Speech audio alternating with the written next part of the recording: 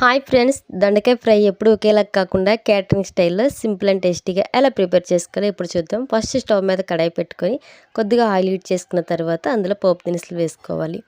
పోపు దినుసులు బాగా ఫ్రై అయిన తర్వాత కొద్దిగా కరివేపాకు, ఎండుమిర్చి, వెల్లుల్లిపాయలు వేసుకొని బాగా ఫ్రై చేసుకోవాలి. తర్వాత ఇందులోకి సన్నగా తరిగిన ఒక ఉల్లిపాయ, 2 పచ్చిమిర్చి ముక్కలను వేసుకొని బాగా ఫ్రై చేసుకోవాలి.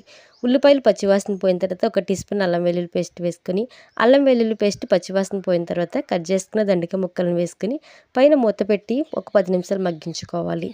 మనకి దొండకాయలు బాగా మగ్గిపోయిన తర్వాత ఇందులో కొద్దిగా రుచికి సరిపడగా ఉప్పు, పసుపు వేసుకొని బాగా కలుపుకోవాలి. తర్వాత ఒక 5 నిమిషాలు మగ్గించుకున్న తర్వాత ఇందులోకి ఒక అరకప్పు వరకు పచ్చి కొబ్బరి తురుము వేసుకొని బాగా ఫ్రై చేసుకోవాలి.